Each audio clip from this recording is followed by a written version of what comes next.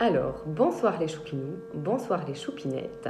Ce soir, je vais vous proposer d'écouter une histoire, mais d'une façon particulière. Je vais vous demander de vous mettre dans un endroit calme, au lit par exemple, et d'éteindre les lumières pour écouter l'histoire dans le noir. Moi, j'aimais beaucoup quand ma maman me racontait comme ça des histoires dans le noir. Alors, cette histoire, elle m'a été racontée par une personne que j'aime beaucoup. Donc, j'espère qu'elle vous fera plaisir. Donc, je vais vous cacher et pour vous raconter l'histoire. À tout à l'heure.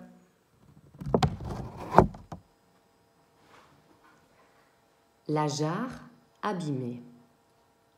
Un porteur d'eau indien avait 2 grandes jarres suspendues aux 2 extrémités d'une pièce de bois. Ce bâton de bois, il le portait sur ses épaules. L'une des jarres avait un éclat qui ne lui permettait pas de garder l'eau correctement, alors que l'autre jarre conservait parfaitement toute son eau de source jusqu'à la maison du maître. Cela dura 2 ans. 2 ans pendant lesquels, chaque jour, le porteur d'eau ne livrait qu'1 jarre et demie d'eau, puisque, à chacun de ses voyages, la jarre abîmée perdait une partie de son eau. Alors bien sûr, la jarre parfaite était fière. Elle était si ronde, si belle. Elle parvenait vraiment bien à remplir sa fonction. Mais la jarre abîmée avait honte. Elle se sentait triste. Elle n'était pas très heureuse parce qu'elle ne parvenait pas à accomplir sa tâche. La tâche qui était de garder bien toute son eau jusqu'à la maison du maître. Au bout de 2 ans, la jarre endommagée s'adressa au porteur d'eau,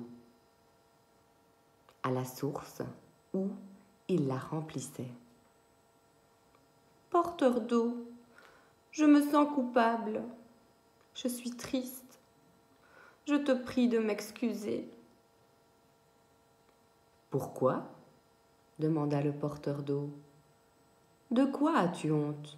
Pourquoi es-tu triste? Pourquoi pleures-tu ?»« Je ne réussis pas à garder mon eau. Je ne réussis pas à porter ma cargaison jusqu'à la maison du maître. À cause de mon éclat, l'eau fuit de tous les côtés. Par ma faute, tu fais tous ces efforts et à la fin, tu ne livres à notre maître que la moitié de l'eau. Tout ça, c'est de ma faute. » Le porteur d'eau fut touché par cette confession et, plein de compassion, il répondit : « Pendant que nous retournons à la maison du maître, je veux que tu regardes bien attentivement les fleurs magnifiques qu'il y a au bord du chemin. » Et c'est ce que fit la jarre abîmée. Au fur et à mesure de la montée sur le chemin, elle vit de magnifiques fleurs baignées par le soleil sur le bord du chemin. Cela lui mit du baume au cœur. Mais à la fin du parcours, elle se sentait toujours aussi mal, parce qu'encore, elle avait perdu la moitié de son eau. Alors le porteur dit à la jarre : « T'es-tu rendu compte qu'il n'y avait de belles fleurs que de ton côté, et presque aucune du côté de la jarre parfaite ?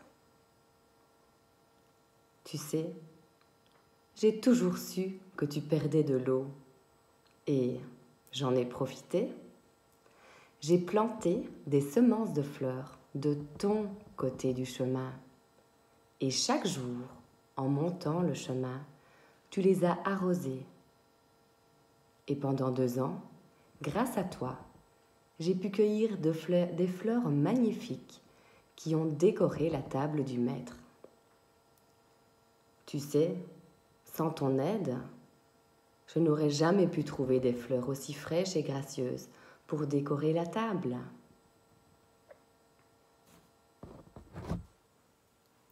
Alors voilà, l'histoire est terminée. J'espère qu'elle vous a plu. Et je voudrais vous dire un petit mot particulier. C'est que tous ces petits défauts, toutes ces petites fêlures que nous avons aussi, eh bien, je voudrais vous dire que ce sont aussi des petits éclats de soleil. Voilà. Ne prenez pas toujours vos défauts pour de grosses vilaines choses. Les défauts sont parfois aussi de grande qualité. Voilà. Au plaisir de vous revoir sur la page Choupinou et Choupinette. Et bonsoir à tous mes petits choux.